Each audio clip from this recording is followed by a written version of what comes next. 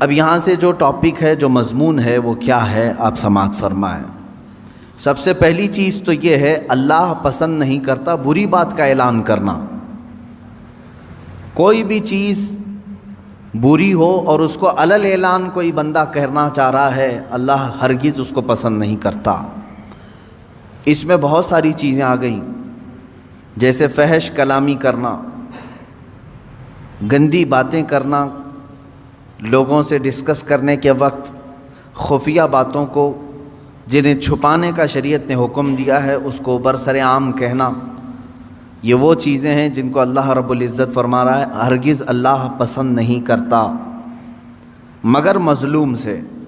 ہاں، اگر کسی پر ظلم کیا گیا ہے، مثال کے طور پر کسی کی عزت لوٹ لی گئی، اور اگر وہ ظالم کے خلاف مقدمہ کرنے کے لیے علل اعلان اس گناہ کا ذکر کرے کہ میرے ساتھ ایسا ایسا ہوا ہے، تو وہ گنہگار نہیں ہے۔ مظلوم ان باتوں کو علل اعلان کر سکتا ہے، لیکن کچھ لوگ فحش باتوں کو اور بری باتوں کو شوقیہ طور پر کرتے ہیں، شوق سے کرتے ہیں، ان کو اس میں مزہ آتا ہے۔ نوجوان جب چار جمع ہو جائیں تو آپس میں ڈسکس کرنے کے وقت لڑکیوں کی باتیں کریں اور اس کو یہ سمجھتے ہیں فخر کی بات ہے۔ قرآن کہہ رہا ہے سو یعنی بری بات کو علل اعلان کرنا یہ بہت بڑا گناہ ہے۔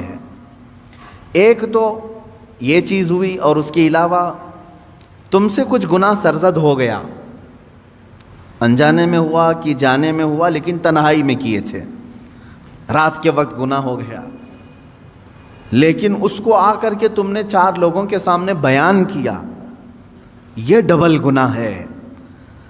گناہ کرنا الگ مسئلہ ہے، اظہار گناہ کرنا یہ اور ڈبل مسئلہ ہے۔ اظہار گناہ گویا کہ اب مثال کے طور پر کسی سے رات کی تاریکی میں کچھ گناہ ہو گیا، کون دیکھا تھا؟ کسی کو نہیں معلوم، صرف اس کو معلوم، وہ اکیلا تھا، کر لیا۔ لیکن جب وہ مجمع میں آیا یا اپنے دوستوں میں آیا تو ٹھٹا مار مار کر کے مذاق کی شکل میں اپنے رات کے کیے ہوئے کرتوت کو بیان کرنے لگا، ارے کل رات تو میرے ساتھ ایسا ایسا ہو گیا، میں نے ایسا کر دیا ہے۔ اب اس نے کیا کیا جانتے ہیں آپ؟ رات کا جو گناہ تھا ہو سکتا ہے اللہ اسے ہمیشہ کے لیے چھپا دے، اللہ کریم ہے، بندے کا گناہ وہ چھپا دے گا تنہائی میں کیا ہوا، اور ہو سکتا ہے دنیا میں جب اس نے چھپا دیا ہے آخرت میں بھی اللہ اس گناہ کو نہ کھول کر کے معاف کر دے، بخش سکتا ہے۔ رب تبارک و تعالیٰ اپنے فضل و کرم سے معاف بھی کر دے گا، لیکن جب تم نے گناہ کا اظہار کیا تو گویا کہ دوسروں کو اپنے گناہ پر گواہ بنا دیا، تم نے 4-5 لوگوں کو اور بتا دیا کہ تم نے یہ کیا تھا۔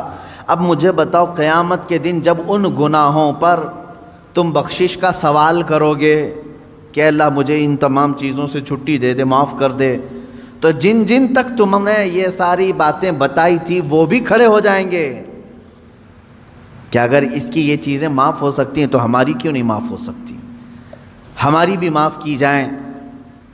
تو میرے عزیزو، گناہ ایک الگ چیز ہے، اظہار گناہ یہ اور خطرناک چیز ہے، چھپانے کا حکم ہے۔ جب کسی سے کچھ گناہ ہو جائے تو اسے چھپا دیا جائے۔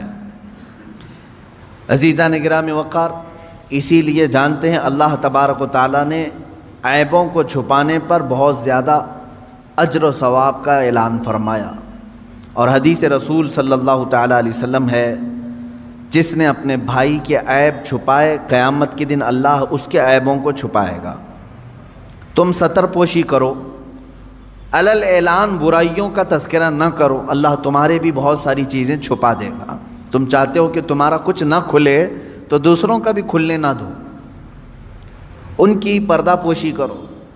مجھے چند دنوں قبل ایک صاحب نے یہ سوال کیا تھا کہ کوئی مولوی صاحب ہیں یا مؤذن صاحب ہیں، میتوں کو نہلاتے ہیں، اور کسی جگہ میت کو نہلانے کے بعد انہوں نے فلاں فلاں باتیں کہیں کہ میں نے ایسے ایسے مردے دیکھے، فلاں کا چہرہ ایسا ہو گیا تھا، فلاں کا ایسا ہو گیا تھا، ان میتوں کے متعلق وہ اس طرح کی باتیں کرتے ہیں اور پھر لوگوں کو یہ کہتے ہیں کہ تم ڈر جاؤ، یا اپنی دھاک ان پر جماتے ہیں اور یہ کہتے ہیں کہ اگر تم فلاں فلاں میرا کام نہیں کرو گے تو تمہارے باپ کو میں نہلایا ہوں سب لوگوں کو بتا دوں گا، معاذ اللہ رب العالمین۔ اسی لیے جانتے ہیں آپ، ایک صاحب نے فون کر کے ہم سے یہ مسئلہ پوچھا کہ وہ اس طرح سے دھمکی بھی دے رہے ہیں کہ کچھ لوگوں کو، کیا مسئلہ ہے؟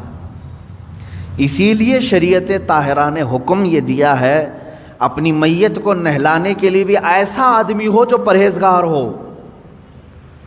ہاں یہ حکم ہے، جو پرہیزگار ہو، جو تقوی شعار ہو، اس کو نہلانے کے لیے بھیجا جائے، وہ آدمی نہلائے میتوں کو۔ کیوں اس طرح کا حکم شریعت طاہرہ نے دیا؟ اس کی وجہ یہ ہے کہ اگر وہ نہلانے کے دوران کوئی عیب دیکھتا ہے تو اسے وہیں چھپا دے۔ مسلمان کے عیب کو ظاہر کرنا بہت بڑا گناہ ہے۔ جب آپ میت کا کوئی عیب نہیں بیان کر سکتے تو پھر زندوں کا عیب کیسے بیان کر سکتے ہیں؟ زندے کو تو اور مجمع میں رہنا ہے، میت کو تو اب قبرستان میں جانا ہے۔ اب اس کے تم جو برائیاں بیان کر رہے ہو میت کی، یہاں تو کوئی اس کو اب برا بھلا کہنے والا کوئی نہیں رہے گا، وہ تو قبرستان اپنے الگ شہر چلا گیا۔ لیکن شریعت نے جب میت کی برائیاں کرنے کو منع کیا ہے تو آپ اندازہ کریں زندوں کے عیبوں کو کھولنا کتنا بڑا گناہ ہے۔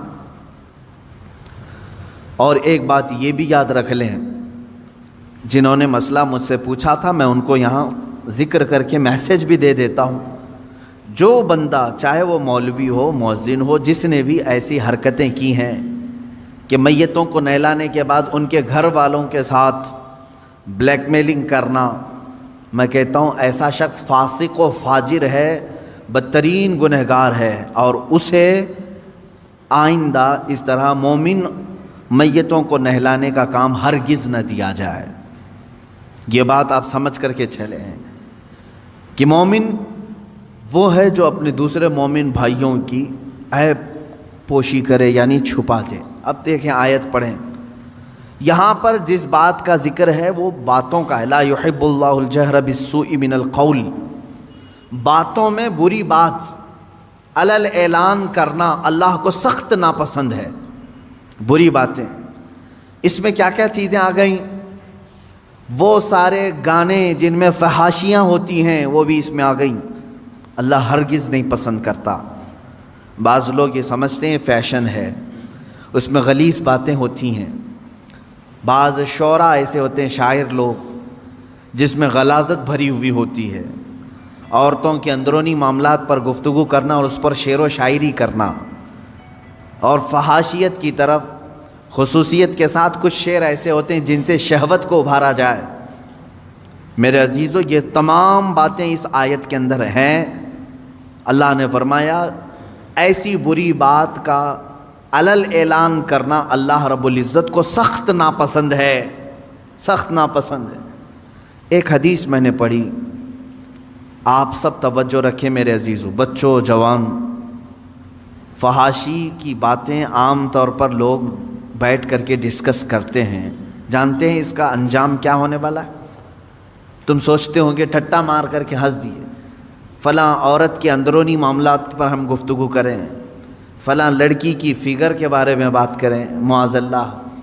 ایسے بہت ساری چیزیں ہیں جو غلاظت ہے، اس کو علل اعلان آدمی کر رہا ہے۔ اس کا انجام کیا ہے؟ حدیث پاک میں ہے، فرمایا گیا جب وہ مرتا ہے تو اس کے منہ سے ایک اتنی تیز بدبو نکلتی ہے جس سے جہنم بھی کانپنے لگتا ہے۔ یہ ہو سکتا ہے کہ سامنے والوں کو نہ سونگھنے میں آئے جو اس وقت میت کے ہیں، لیکن یہ باطنی بدبو اس کے منہ سے نکلتی ہے جس سے جہنم کانپنے لگتا ہے۔ اتنی خطرناک بدبو اس کے منہ سے نکالی جائے گی جو اپنی زندگی میں فحش کلامی کرتا تھا۔ میرے عزیزو، گناہ کس سے نہیں ہوتے ہیں؟ گناہ بہت سارے لوگوں سے ہو جاتے ہیں، لیکن ان گناہوں کا اظہار کرنا اپنی زبان سے یہ غلیظ گناہ ہے، سخت ترین گناہ ہے۔